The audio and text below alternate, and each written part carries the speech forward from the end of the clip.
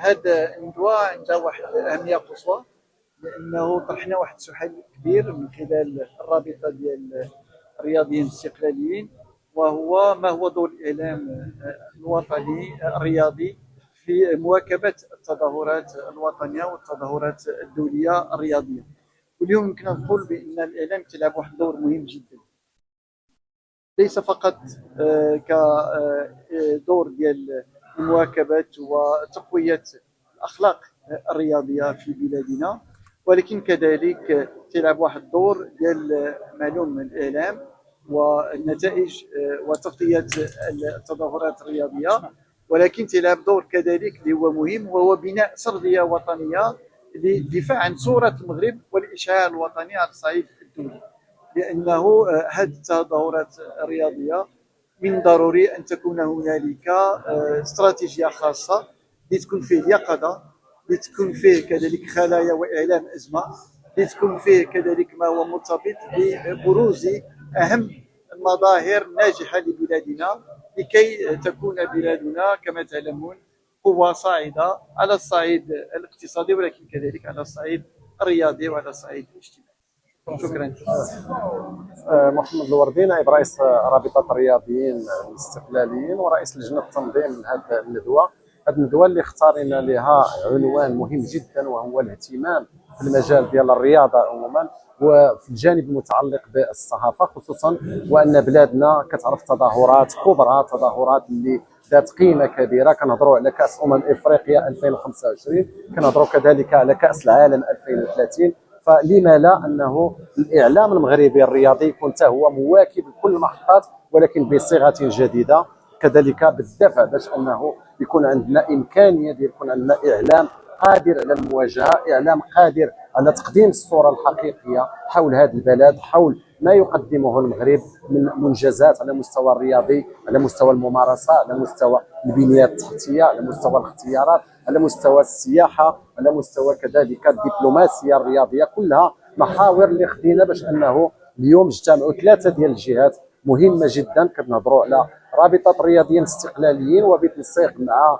الجمعيه المغربيه للصحافه الرياضيه والقطب الرياضي بالنقابه الوطنيه للصحافه المغربيه. وبالتالي هذه امكانيه كبيره جدا باش انه 4 ديال المحاور اساسيه تداولات اليوم وخدات على عاتق انه تناقش، وهي المحور المتعلق بالتكوين واستكمال التكوين، كذلك التقييم ديال المحطه ديال كان المغرب 2025، وكذلك استشراف الافاق المستقبليه في اطار كاس العالم 2030، ثم كذلك كيفاش يمكن لنا نطوروا الاعلام المغربي باش انه يعطينا هذيك ليماج اللي بغيناها للرياضه المغربيه، ونبتعدوا فقط على لا فوتباليزاسيون ديال لو سبور ماروك، ونمشيو نناقشوا كذلك الرياضات الاخرى من ضمن 59 جامعه اللي كتهتم بالمجالات ديال الرياضه بمختلف اشكالها وبمختلف انواعها. كذلك كنا جد سعداء انه اليوم الامين العام لحزب الاستقلال افتتح هذه الندوه هذه واعطى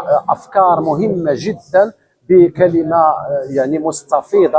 اعطت اولا التقييم، ثم اعطت الافاق المستقبليه للرياضه الوطنيه، وهذا الشيء اللي خاصنا في بلادنا. حنا فخراء مفتخرين انه رابطه الرياضيين الاستقلاليين يعني كرابطه وكتنظيم يعني ينتمي لحزب سياسي يهتم بالمجال ديال الرياضه.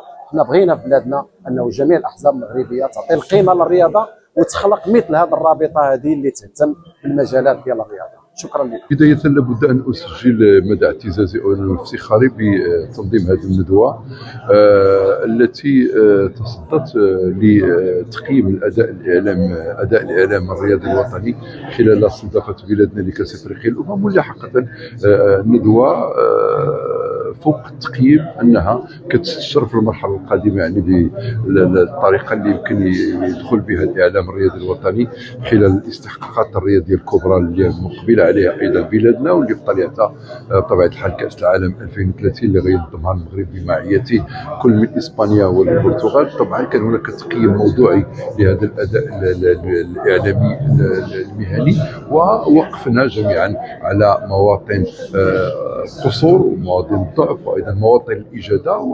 والندوه يعني اللي نظمت بشراكه ما بين رابطه الرياضيين الاستقلاليين والجمعيه المغربيه للصحافه الرياضيه واطار القطب الرياضي للنقابه الوطنيه للصحافه المغربيه، استطاعت انها اولا توضع واحد التقييم موضوعي لهذا الاداء ديال الاعلام الرياضي الوطني، وايضا انها تقترح مجموعه من البدائل اللي يجب الاشتغال عليها لتاهيل الاعلام الرياضي الوطني للاطلاع بهذه المهمه الكبيره جدا، وفي طليعتها يعني التكوين المستمر بمختلف اجناسه، وايضا محاوله وضع أسس استراتيجية وطنية للإعلام الرياضي يتم تنزيلها على أرض الواقع، وتكون من أهدافها بطبيعة الحال تجويد الأداء الإعلامي وتأهيل الرياضيين، تأهيل نساء ورجال الإعلام الرياضي الوطني للاطلاع بالمهام ديالهم في المستقبل القريب إن شاء الله. المداخلة ديالي ركزت على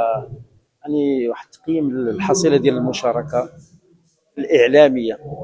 كاين تقييم ديال المشاركه ديال المنتخب المغربي مازال ما دارتش، كان من باب اولى اننا نكونوا شفنا واحد الندوه ديال الطاقم التقني ديال الجامعه الملكيه المغربيه لكره القدم، نتعرفوا على الحصيله، علاش تخطف منا الكاس في اخر لحظه، علاش هادشي كلشي مازال ما دارش.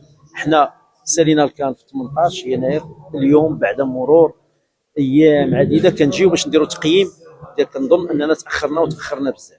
هذه وحده. الحاجه الثانيه، المؤاخذه الثانيه، هو اننا في هذا اللقاء اللي كنتكلموا فيه على الحصيله ديال الاعلام في الكان تغيب اللجنه المنظمه للاعلام، يعني الخليه الاعلاميه اللي كانت كتنظم هادشي ما حاضرش. كنتكلم على الخليه الاعلاميه ديالنا ماشي ديال الكاف، لان ديال الكاف ما يمكنش تكون معنا. 2 3 كنت كنتمنى ان هاد الندوه هذه تكون بحضور الصحفيين اللي داروا التغطيه ايضا، يعني ماشي نديروها غيابيين. الصحفيين اللي داروا التغطيه كلهم يكونوا حاضرين فيها باش يدليو بدلوهم، يقولوا لنا شنو هي الاكراهات اللي واجهوها وشنو هي الاخطاء، نعترفوا لان ملي غدير النقد الذاتي راك غادي تقدم وغادي تزيد. صحيح اننا عشنا النكبه ديال ضياع لقب على بعد دقائق قليله، صحيح اننا عشنا نكبه اخرى هي ظلم الاجهزه التاديبيه ديال الكان، ولكن الان امامنا استحقاق كبير جدا اللي هو كاس العالم. علينا ان نستفيد من هذه الاخطاء اللي كنتكلموا عليها، علينا ان نؤمن بان بناء صرح اعلام قوي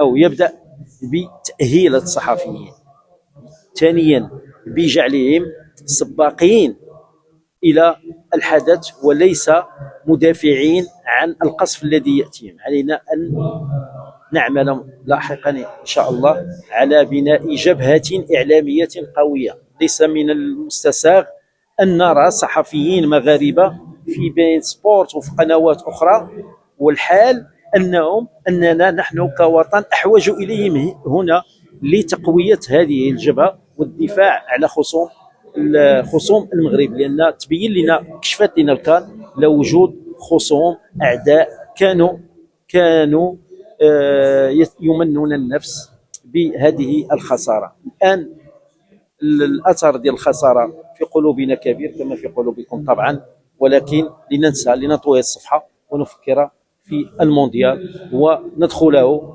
بقوه، ندخله بتشكيله قويه. فتحضير المنتخب المونديال يجب ان يوازيه التحضير الصحفي لهذا الاستحقاق. شكرا.